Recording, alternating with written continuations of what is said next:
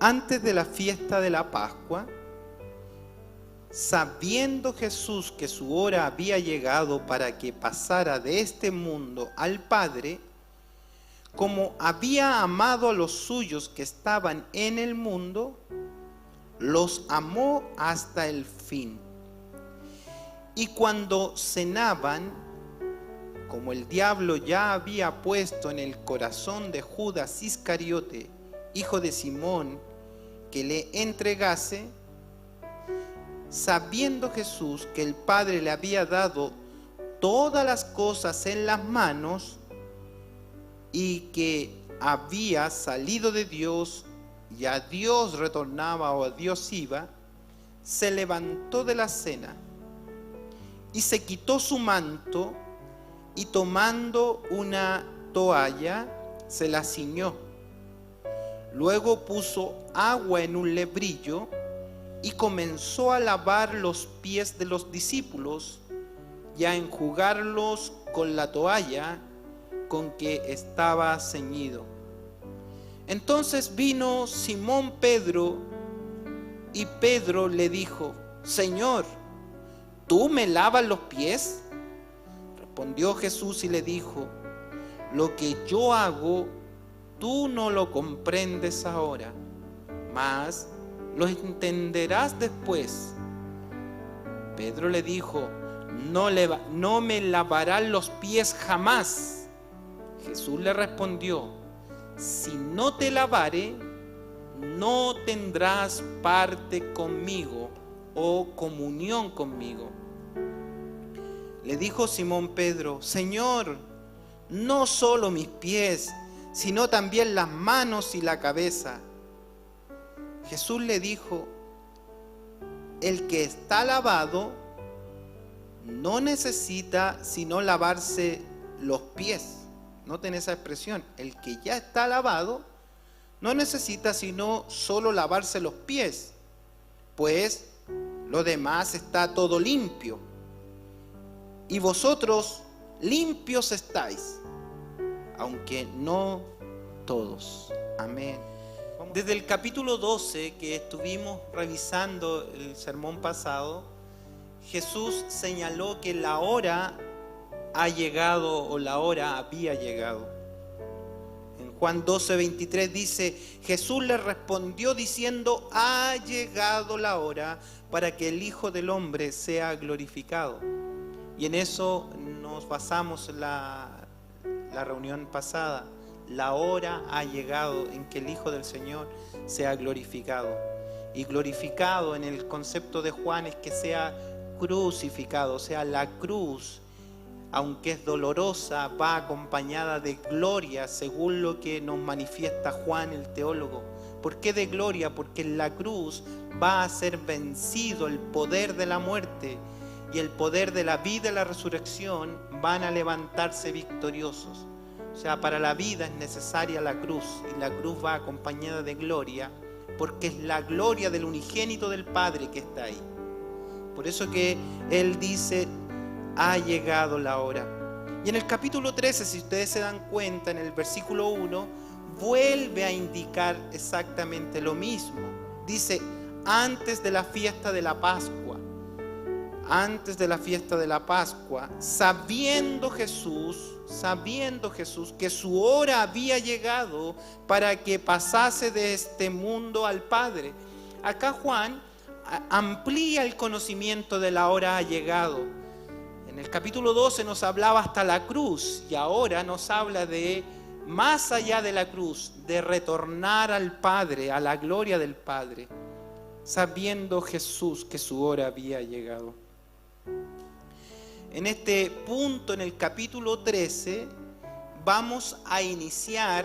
Del capítulo 12 hablamos que partía las últimas semanas del ministerio del Señor, pero hoy se acortan los plazos y desde el capítulo 13 comienza la última noche del ministerio del Señor. Y es tan importante lo que va a ser esta última noche que Juan ocupa el 24% del libro de Juan solo en este episodio, en la última noche. Estas horas son tan radicales que Juan ocupa 5 capítulos para referirse a lo que él está haciendo. Desde aquí, desde el capítulo 13, versículo 1 en adelante, se acaba el ministerio público del Señor. Él ya nunca más hablará a las masas, a las multitudes. Nunca más irá al templo. Ya no, se acabó todo el ministerio público.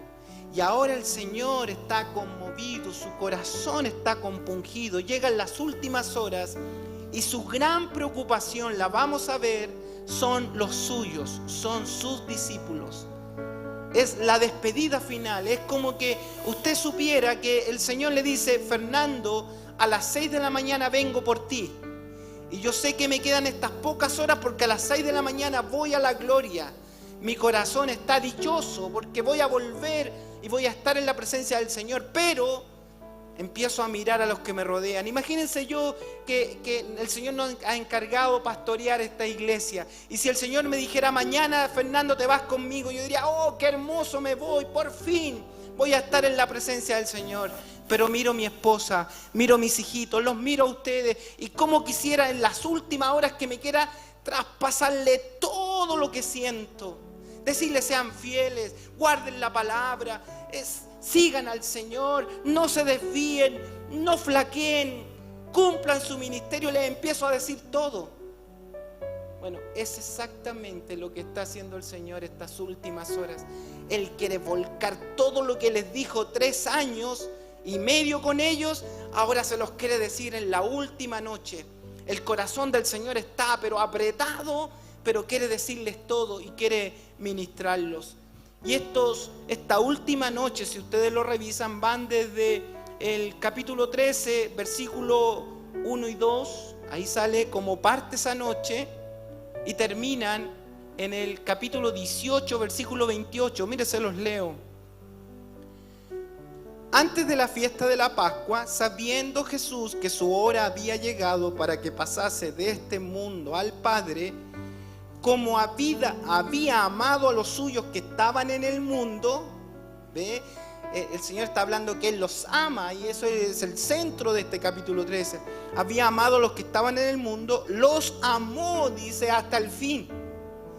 Eso es precioso y podríamos hablar de todo eso toda la mañana, porque ese los amó hasta el fin no se refiere a los discípulos de esa noche, se refiere a todos los que están en su corazón, y lo vamos a ver en el capítulo 17. O sea, cuando dice los amó hasta el fin, estaba yo, Fernando Falcon, en ese minuto. En ese verso 1 dice: los amó hasta el fin. Y cuando cenaban, esta era la cena pascual. Esta comenzaba cuando se ponía el sol, o sea, calculamos eran las 6 o 7 de la tarde. Se pone el sol, empieza las tinieblas a venir y el Señor está cenando con ellos. Ahí comienza la noche. Váyanse al capítulo 18, versículo 28. Y ya acá el Señor ha sido tomado prisionero. El Señor ha sufrido ya. Pero fíjense, el 18-28 dice: llevaron a Jesús de la casa de Caifás, que era el sumo sacerdote, al pretorio. Y dice ahí, era la mañana. Entonces, si se dan cuenta, solo cité ese verso para que se dieran cuenta de que ahí está toda esa noche. Y todo lo que va a pasar en esta noche entonces está en estos 5 capítulos.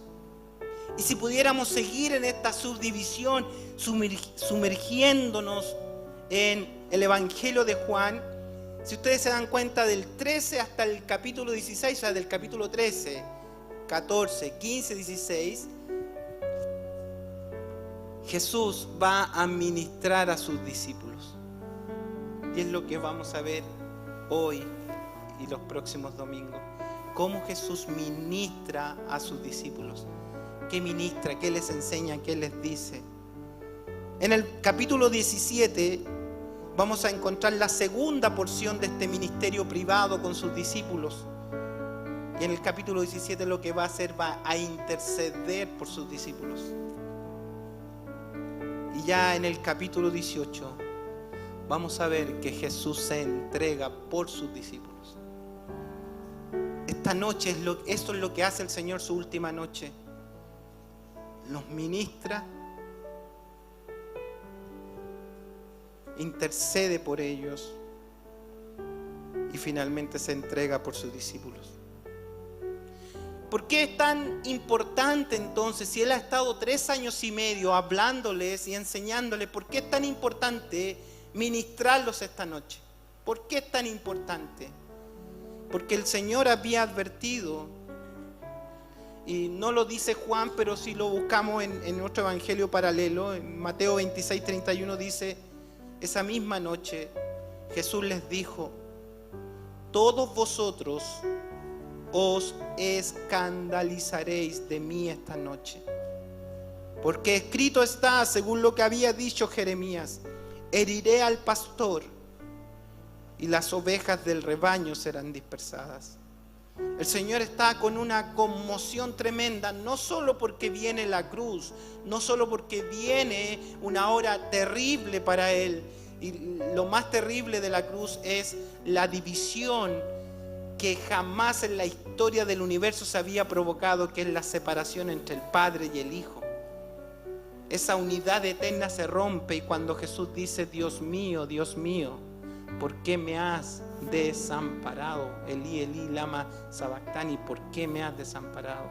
Y cuando Él dice esta palabra, las tinieblas invadieron todo. Pero esto el Señor lo había anunciado y Él sabe que esa hora dolorosa va a provocar que sus discípulos, sus seguidores, van a ser dispersos, van a flaquear en la fe. Tanto así que Jesús le dijo a Pedro, Pedro, Simón, Satanás te ha pedido para zarandearte, pero yo he rogado a mi Padre que tu fe no te falte. Va a ser una noche de muchas emociones encontradas, de muchos sentimientos. En el capítulo 12 de Juan, en el versículo 35 y 36, Jesús había anunciado esta hora. Entonces Jesús les dijo, aún por un poco está la luz entre vosotros. Se refiere a Él como la luz del mundo. Aún por un poco está la luz entre vosotros. Andad entre tanto que tenéis luz, para que no os sorprendan las tinieblas. Porque el que anda en tinieblas no sabe a dónde va. Entre tanto que tenéis la luz, creed en la luz, para que seáis hijos de luz. El Señor les está advirtiendo que vienen las tinieblas y les pide a ellos acérquense a la luz para que sepan dónde voy. Ahora, usted va a notar al final del capítulo 13 que ellos no saben dónde va. Le dijo Simón Pedro en el versículo 36, Señor, ¿a dónde vas? No sabe dónde va el Señor. ¿Por qué? Porque no se ha acercado a la luz. Ha estado 3 años y medio con la luz, pero no ha llegado a la luz. Y esto es muy decidor, amados. Y yo quiero preguntarle cuánto tiempo que usted tiene conocimiento de Dios, o ha estado dentro de la iglesia, dentro de una congregación, dentro de una denominación, aquí o en la Quebrada del Ají, la iglesia de la Quebrada del Ají, en Chile o en el extranjero, pero cuánto tiempo ha estado. Pero usted sabe a dónde va usted, a dónde fue el Señor. Puede seguirlo. El Señor le está diciendo, acérquense a la luz porque las tinieblas vienen. Se acaba la obra de la luz y desde ahora en adelante comienzan a descender las tinieblas y va a ser una hora fatal, una hora de muerte. Se va a descubrir lo que hay en el corazón de cada discípulo. Por eso el Señor esta noche quiere ministrarlos. Es la despedida. El gran general va a morir en la cruz y tiene que anunciarle a sus discípulos que sean valientes, que se mantengan en la gracia, que lo esperen, que no se muevan. Pero el Señor sabe que van a ser dispersos porque el corazón es engañoso más que todas las cosas. Este capítulo 13 de Juan está marcado porque los hombres comunes y corrientes no le encuentran sentido a las cosas. Y todo en este capítulo 13 usted va a darse cuenta que no tiene sentido. No tiene sentido. No tiene sentido que el Rey de la Gloria se incline a lavar los pies de pecadores. No tiene sentido. No tiene sentido tampoco para Pedro que le laven los pies. Él dice, no, Señor, no me laves a mí. No. No tiene sentido que le laven los pies. No tiene sentido tampoco en este capítulo 13 que uno de los que más amaba al Señor, que le había confiado las finanzas del grupo, lo traicione. No tiene sentido. Que estuvo 3 años y medio con Jesús, tuvo al mejor pastor, tuvo la mejor doctrina, estuvo en la mejor iglesia, estuvo en la fundación de la iglesia y se perdió. No tiene sentido.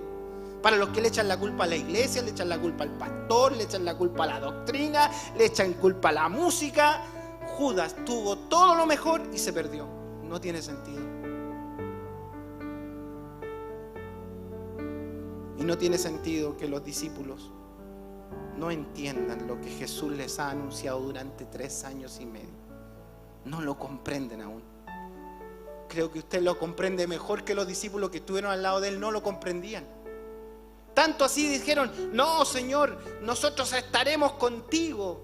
Y Pedro dice, mi vida pondré por ti. Y dice, no, Pedro. Y a veces nosotros nos fijamos en Pedro, que negó al Señor y lo dejó solo. Permítanme decirle que todos se dispersaron, todos lo dejaron. Todos vosotros se escandalizarán, dijo Jesús, todos, y serán dispersos todos, no solo Pedro.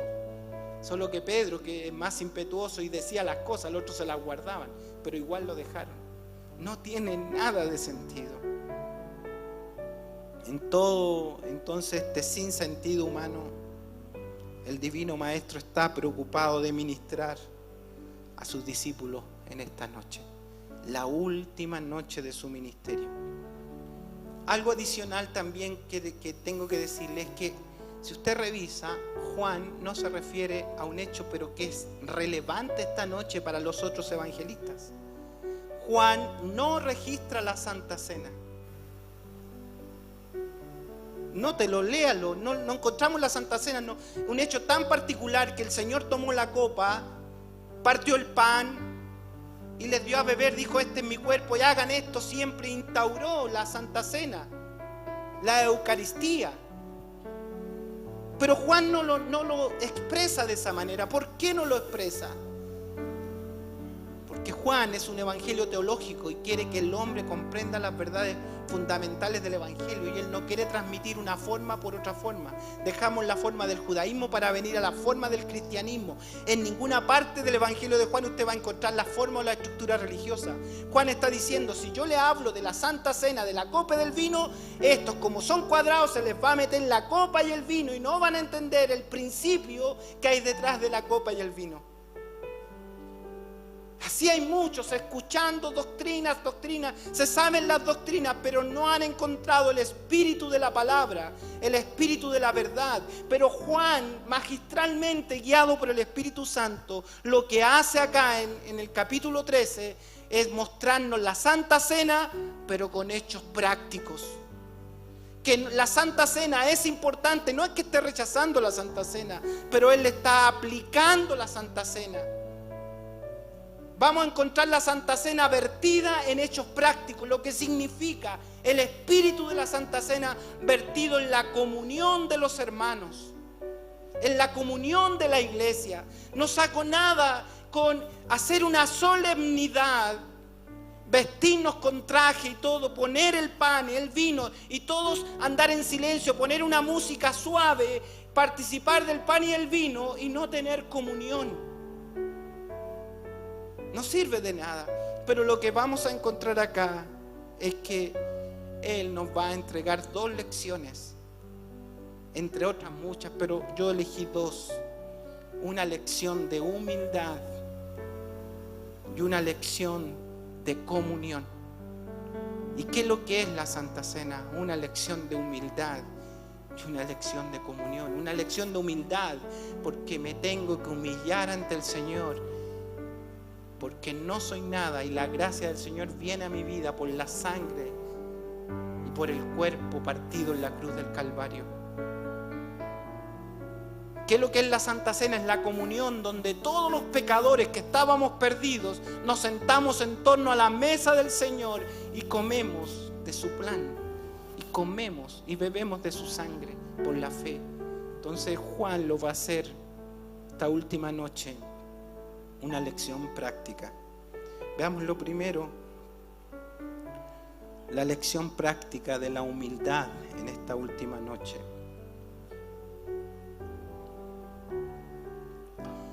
Por favor, versículo 3 al 5 de Juan capítulo 13.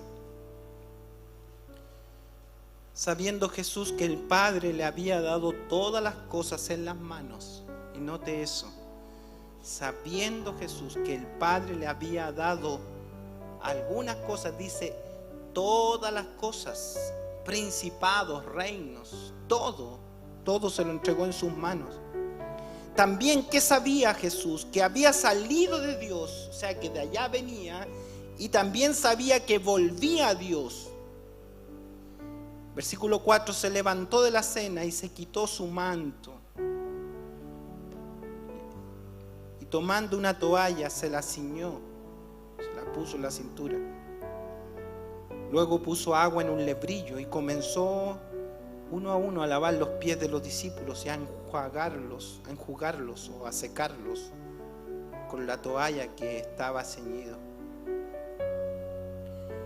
En la época del Señor Jesucristo, para comprender este acto, cuando usted iba de viaje llegaba a una casa donde habían criados, por cierto, no en todas las casas tenían, había gente muy pobre, pero las casas que tenían criados o gente sirvientes, la labor del sirviente era que la visita la recibían en la puerta con un lebrillo con agua y le lavaban los pies. Solo los pies, noten eso, solo los pies. No lo bañaban, le lavaban los pies porque se suponía que esa visita ya se había bañado en el camino. Solo porque los caminos eran polvorientos y era una costumbre sacarle el polvo de los pies del camino. Pero no los bañaban, noten esa distinción. No los bañaban, sino le lavaban los pies como una cortesía, como un saludo, para quitar el polvo de sus pies. Ahora, Jesús esta noche están participando de la Santa Cena. No sabemos si antes o después de esto, podríamos ir a revisar el otro evangelio, ellos ya habían tenido la Eucaristía, el partimiento del pan y del vino. Pero preguntémonos aquí que Jesús vino y lavó los pies de los discípulos, de todos sus discípulos. ¿Por qué lo hizo? Nos relata Juan y sigue esta escena. Están sentados, están en plena cena, en la cena pascual.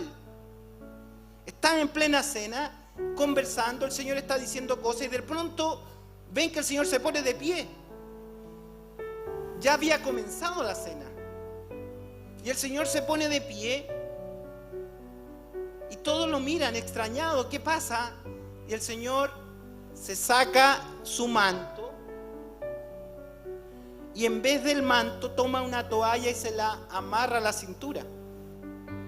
Acto seguido tomó un lebrillo, lo llenó de agua y fue pasando por detrás de los discípulos. Les recuerdo que las mesas orientales no se sentaban en sillas, sino se recostaban. Entonces dejaban los pies hacia atrás. Entonces están todos en la mesa y sienten que el Señor por atrás está lavando sus pies. Se ha arrodillado porque los pies están a nivel del piso y está lavando los pies de cada discípulo. ¿Por qué hace esto?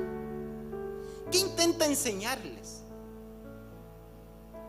Y permítanme añadir un dato más. ¿En qué momento Juan sitúa este acto? Lo sitúa en el versículo 4, y aquí necesito mucho de su comprensión. Y el versículo 4 viene después del versículo 3. Bueno, eso no es una revelación, eso es una lógica. Pero por favor, vaya con su Biblia y lea lo que dice el versículo 3 primero. Y sabiendo Jesús que el Padre le había dado todas las cosas en las manos, que había salido de Dios y que iba a Dios, o sea, que es Dios. O sea, el versículo 3 coloca a Cristo, el Señor, en el lugar más alto del universo pleno. No solo está sentado en una mesa donde están comiendo. El Señor Jesucristo es Dios y está en lo más alto. Es omnipotente, es omnipresente, es el creador de todas las cosas, según lo que dijo Juan 1. Y vimos su gloria, gloria como del unigénito del Padre. Es lo más excelso que hay. Eso dice el verso 3. Entonces continúa el relato al versículo 4. Y se lo voy a leer como lo dice la NTV, Nueva Traducción Viviente. Dice el versículo 4. Así que, después de decirnos quién es Él y dónde está, así que se levantó la mesa, se quitó el manto, se ató una toalla a la cintura, echó agua en un recipiente, luego comenzó a lavarle los pies a los discípulos y a secárselos con la toalla que tenía en la cintura. Pareciera que esto es opuesto, no tiene lógica con el sentido humano. Para nosotros no tiene lógica. Sobre todo para los hombres que buscan honras, que por cualquier situación su ego sube. Por cualquier razón el ego de las personas sube y tienen un más alto concepto del que tienen que tener. Pero acá tenemos al Cristo que tenía toda la autoridad. Él podría haber dicho a sus discípulos que en ese momento le lavaran los discípulos los pies a Él. Eso correspondía. Si me dicen que es el Rey del universo, ¿qué corresponde? Que todos se inclinen y lo adoren, como lo acababa de adorar en el capítulo 12 María de Betania. Pero ahora es Él. Pero Juan se preocupa de decirnos quién es Él. El Rey de la Gloria ha descendido y se ha humillado como un siervo, como un criado. Y esto lo explica de mejor manera el apóstol Pablo a los Filipenses, capítulo 2, versículos 5 al 8, dice así: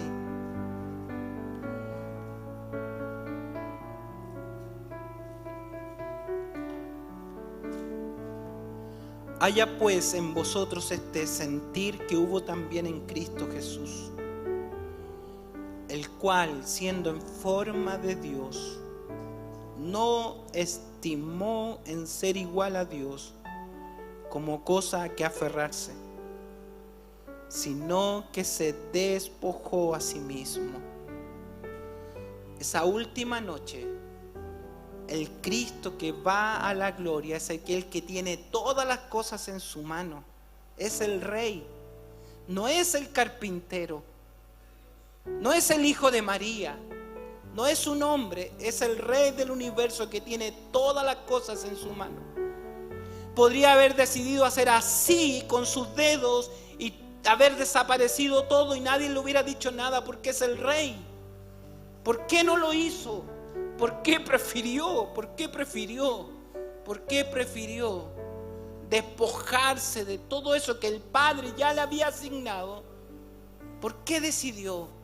Por una sola cosa, sino que se despojó a sí mismo, tomando forma de siervo, hecho semejante a los hombres, y estando en la condición de hombre, incluso siendo hombre, se humilló a sí mismo, haciéndose obediente hasta la muerte y hasta la muerte de la cruz.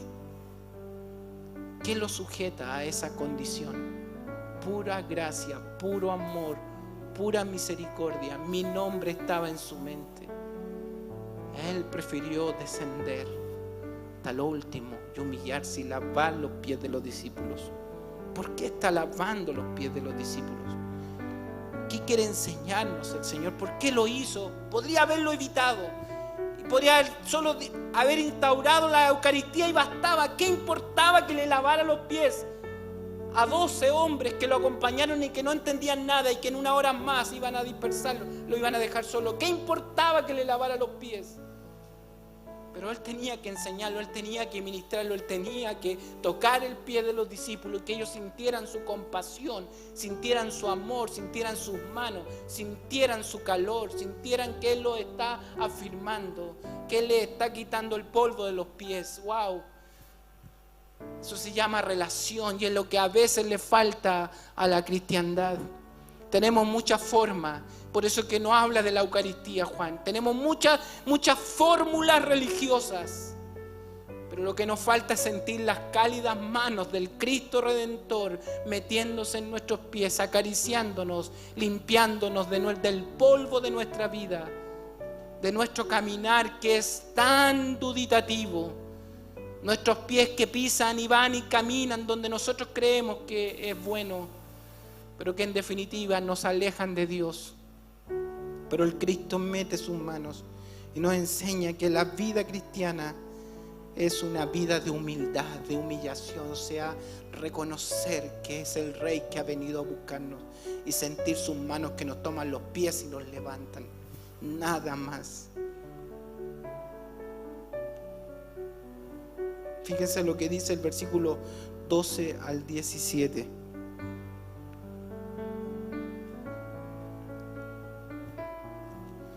Así que, después que les hubo lavado los pies, tomó su manto y volvió a la mesa y les aplica lo que Él les hizo, les enseña. Y les pregunta, dice, ¿sabéis lo que os he hecho? ¿Saben lo que hice? ¿Se dan cuenta de lo que he hecho por ustedes? Ustedes me llaman a mí Maestro y Señor. Y lo dicen bien porque sí lo soy. Pues si yo, dice Él, el Señor y el Maestro, he lavado vuestros pies, vosotros también deben lavarse los pies los unos a los otros. Porque ejemplo os he dado para que como yo os he hecho a ustedes, vosotros también hagan a otros. De cierto les digo, el siervo no es mayor que su Señor, ni el enviado es mayor que el que le envía. Si sabéis estas cosas, entonces bienaventurados seréis si las hiciereis. Jesús se presentó como un ejemplo que debemos seguir. Pues esto es una expresión de amor que debe haber en la iglesia, una expresión de humildad, pero una humildad de manera práctica. Tampoco se trata que tomemos lebrillos aquí y nos lavemos. Es emocionante, lo hemos hecho. Es emocionante sentir las manos de otro, pero ¿qué saco si mi vida cristiana y mi comunión cristiana no permanece? Fíjense que el Señor dice, háganlo de manera mutua, los unos a los otros a los unos, háganlo. ¿Cuál es esta expresión? Dice el apóstol Pedro,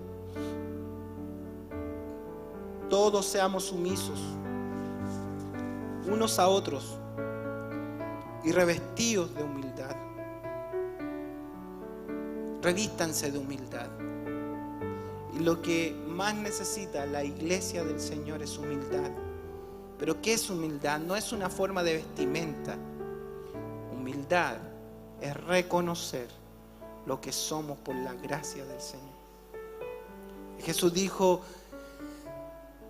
sed mansos y humildes como yo lo soy. Pareciera un acto de orgullo.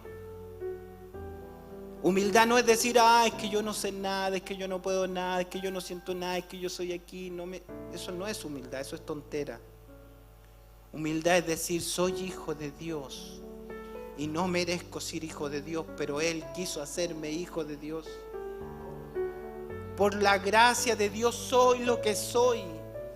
No puedo decir una falsa humildad, no soy nada, es mentira del diablo que usted no es nada. Usted es hijo del Rey de Reyes, del Señor de Señores, por pura misericordia, pura gracia derramada sobre su vida. Entonces ahora el Señor está preocupado esta última noche de que los que se quedan en este mundo vivamos en humildad, lavándonos los pies unos a otros. ¿Qué significa lavar los pies unos a otros? Significa que nos compartamos la verdad testimonial de la palabra hecha obra en nuestras vidas. Cuando yo le hablo a usted de lo que el Señor ha hecho en mi vida, le estoy lavando sus pies.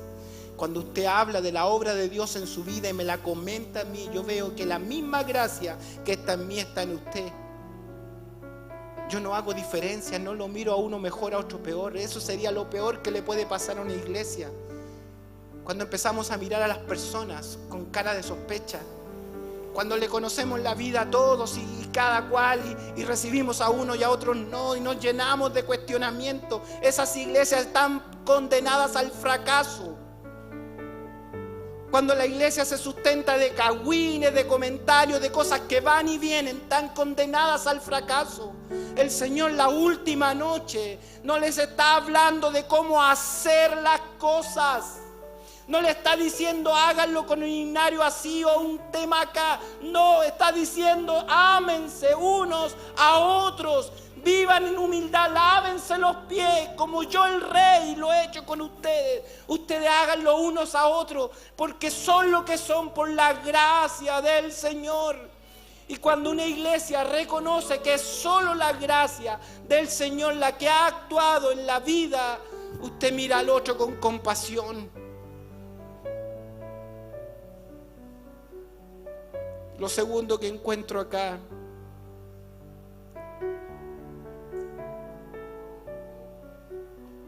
es una tremenda lección de comunión, entonces, que todos tenemos que vivir y vivenciar, que el lavado de pies no es opcional, no es que quiero o no quiero, es que algunos acepto, otros no acepto. Fíjense Pedro, versículos 6 al 10, entonces vino a Simón, le tocó el turno, el Señor va pasando por los 12 y le toca el turno a Simón. Y Simón, él siente que no es digno y menos que el Señor le lave los pies. Él está razonando con la conciencia humana, no con la vida espiritual. Dice, ¿tú me lavas los pies? Él está viendo que le está lavando los pies a los demás, pero él dice, ¿pero tú me lavas los pies? Respondió Jesús y le dijo, lo que yo hago, tú no lo comprendes ahora, pero lo vas a entender después. A él no le interesa que le expliquen, note eso. Él dice, no me lavarán los pies jamás.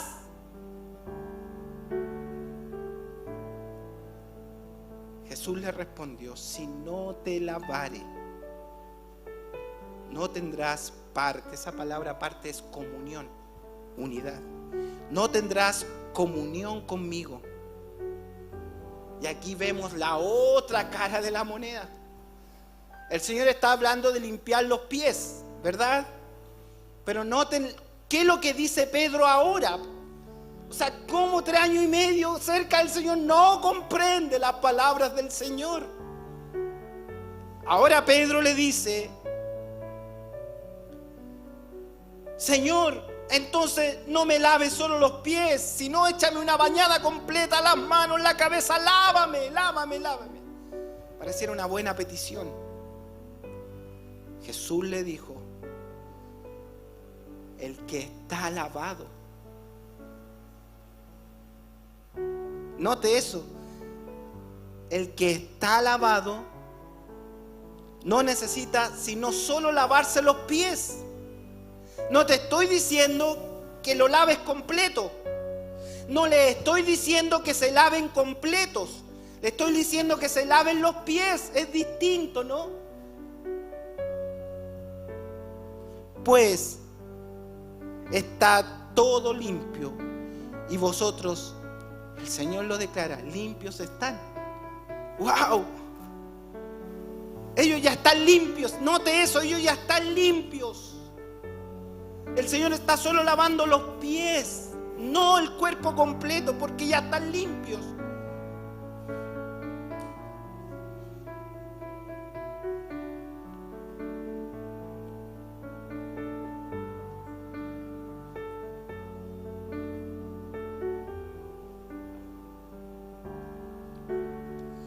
Juan 1:7 dice, pero si andamos en luz, como Él está en luz, tenemos comunión unos con otros. Y la sangre de Jesucristo, su Hijo, nos limpia de todo pecado. Primera de Juan 1:7. ¿De qué venimos? Vaya siguiendo la lógica y quiero ir centrando todo para que comprendamos la expresión de Jesús. Jesús dijo, lávense los pies unos a otros, ministrense uno a otro. Pero cuando ustedes tengan comunión, tienen que saber que hay algo que está sobre ustedes. La sangre de Jesucristo les ha limpiado completo.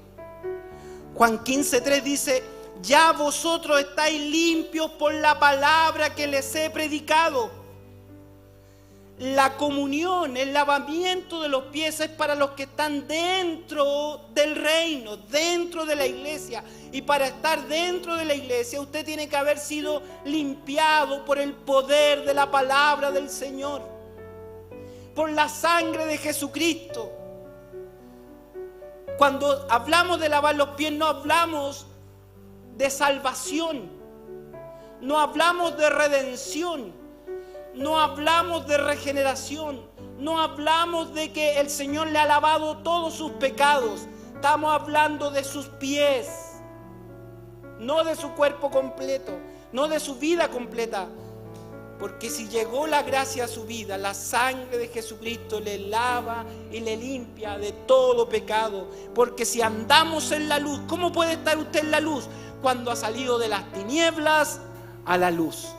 Ahí puede andar en la luz, cuando ha salido de las tinieblas a la luz. Y si anda en la luz, es que anda en Cristo. Con esta luz tenemos comunión unos con otros. Y la sangre de Jesucristo nos limpia de todo pecado. Dice Efesios 5:25, Cristo amó a la iglesia y se entregó a sí mismo por ella, para santificarla, habiéndola purificado en el lavamiento del agua por la palabra. Entonces, en la comunión cristiana, el salvado no necesita salvarse de nuevo. El salvado no necesita recuperar su salvación, porque ha sido provista por el Rey de Reyes, que dejó su trono, y esta noche Él está preocupado de decirle a sus discípulos, esta última noche, que se amen unos a otros, que se laven los pies. ¿Por qué el lavado de los pies? Porque tiene que santificar nuestro andar. Usted va a caminar, usted camina de aquí para allá, sus pies tienen que ser santificados del polvo de este mundo. ¿Y cómo vamos a hacer eso? Los unos a los otros. Yo le pregunto esta mañana si usted ha recibido el inmensurable amor del Señor. El versículo 1 dice, los amó hasta el fin. Yo no sé si usted siente ese amor. ¿Ha sentido ese amor? ¿Ha sentido la gracia del Señor en su vida? La gracia que le ha librado de sus culpas, de sus pecados. Que ninguna condenación hay para los que están en Cristo Jesús. No hay condenación en usted. Es salvado por gracia.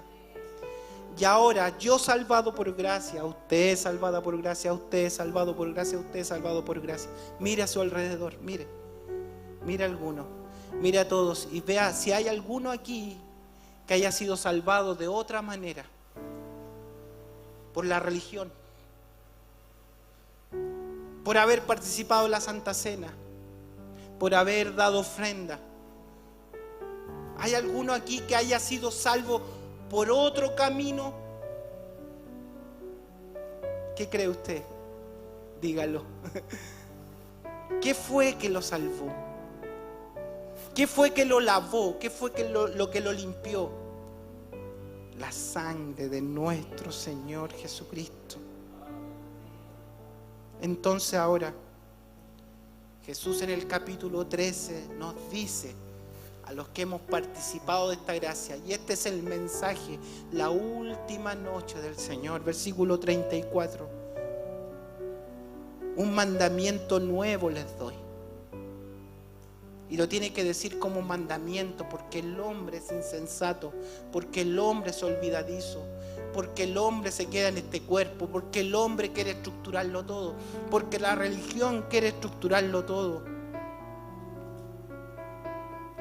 El Señor cierra este capítulo 13 diciéndonos: un mandamiento nuevo os doy. Ámense unos a otros como yo los he amado, que también os améis unos a otros. Eso es lo que el Señor quiere de nosotros, que nos amemos. No que estemos unidos solamente bajo un letrero, bajo una iglesia, sino que tengamos comunión. ¿Y cómo se manifiesta esta comunión? Que nos lavemos los pies unos a otros. No que yo le mire sus defectos. Vienes bien bañadito y todo, pero te conozco que tienes los pies sucios. Es que usted no ha arreglado su relación. Es que usted tiene esto, es que usted tiene esto otro. Es que, mira, sí, yo creo en la gracia del Señor, pero te conozco tiene los pies manchados, tiene los pies sucios. Wow, si me hubieran dicho eso, tal vez yo no estaría en la gracia del Señor. Pero hubo un pastor que me amó, que me acogió, me abrazó, me curó las heridas. Fue el buen pastor que vino a mi corazón y lavó mis pies. Podría haber elegido el mejor discurso esa última noche para que quedara para la posteridad. Haber ido y citar a las multitudes y haberles dado enseñanzas del Génesis, de la eternidad, del cielo. Podría haber hablado tantas cosas el autor de la vida, y lo único que dijo: lávense los pies. No se anden apuntando con el dedo, no se anden criticando. El diablo querrá que se critiquen, que se tiren barro. Yo quiero que se amen unos a otros. Como yo les amé, ustedes ámense, porque ustedes no han hecho nada para venir a mí. Yo soy el que ha venido a ustedes. Y ese Señor llegó a mi vida. Y aquí estoy predicando por pura gracia del Señor. Yo no hice nada para estar como pastor acá, nada. O sea, no tengo condiciones humanas para estar aquí. Pero el Señor quiso lavar mis pies. Ya ha hecho una obra con usted y ahora hágala con otros. Cuando la iglesia se apunta, se critica, se rechazan unos con otros, lo único que consigue es división, destrucción. Y el último y gran mensaje de mi maestro fue: ámense por favor unos a otros. Como yo les he amado, ámense ustedes. Y en esto todos van a conocer que ustedes son mis discípulos. ¿En qué se conoce una verdadera iglesia? Que tiene luces, que tiene música, que tiene un tocador bueno, que tiene la mejor infraestructura, que tiene lenguaje. ¿En qué se conoce que una iglesia es genuina? En esto conocerán que ustedes son mis discípulos, en que se amen unos a otros. Eso es la identidad de una verdadera iglesia. Que los miembros de la iglesia, nadie se cree más, que nadie se cree el cuento. Nadie. Y si hay alguno creyéndose el cuento, ¿qué tenemos que hacer? Lavarle los pies y mostrarle el camino del amor. Ustedes están limpios, dijo el Señor, por la palabra que les he predicado. Pero ámense unos a otros.